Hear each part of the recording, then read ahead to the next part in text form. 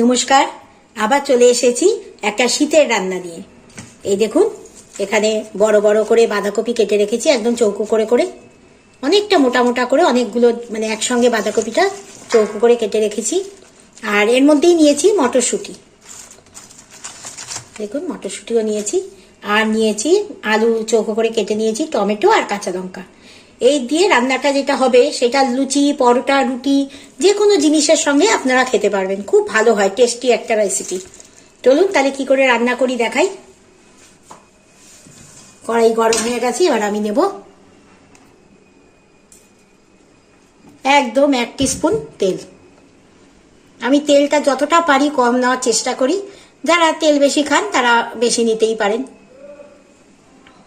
তেলটা গরম হয়ে গেছে, এবার আমি এর মধ্যে দেব 5 ফোড়ন আর দেব কাঁচা লঙ্কা ফোড়ন। কাঁচা লঙ্কাটা একটু চিড়ে দিয়েছি।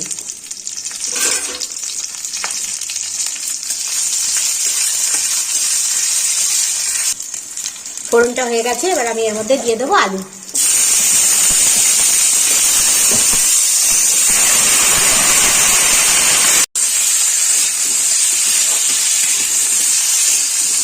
আলুটা একটুখানি ভেজে নিয়েছি, এবার এর মধ্যে দিয়ে দেবো টমেটো।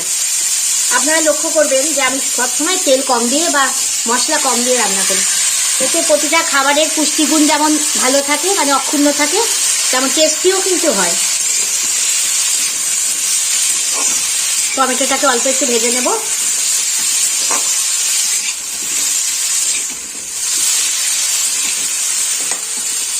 এবার আমি এর মধ্যে দেব এই চৌকো করে কেটে রাখা বাঁধাকপি।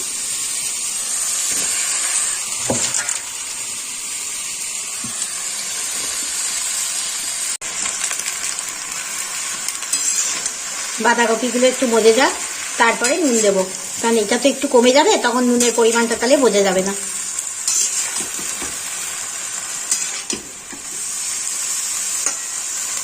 এবার আমি এর মধ্যে দিয়ে দেবো স্বাদ মতো নুন।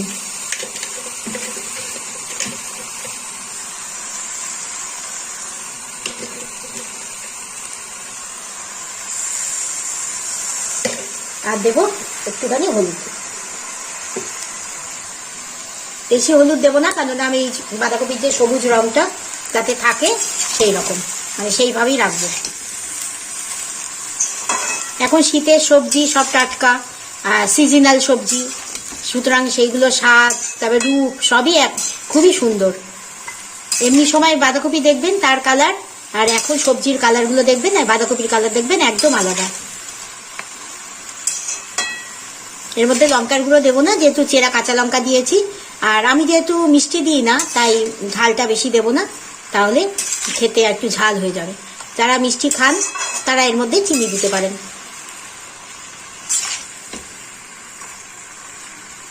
ব্যাস রেডি। এবার আমি এটা ঢেকে খানিকক্ষণ সেদ্ধ হতে দেব।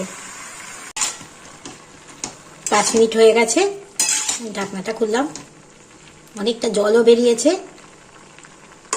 আলুটা মোটামুটি সেদ্ধ হয়ে গেছে, আর একটু হবে। এই সবজিটা না একটু ঝোল ঝোল হয়, একদম মাখা মাখা হয় না, অন্য বাঁধাকপির তরকারির মতো, তাই আমি এর মধ্যে একটুখানি জল দেব। গ্যাসটাকে একটু বাড়িয়ে দেব।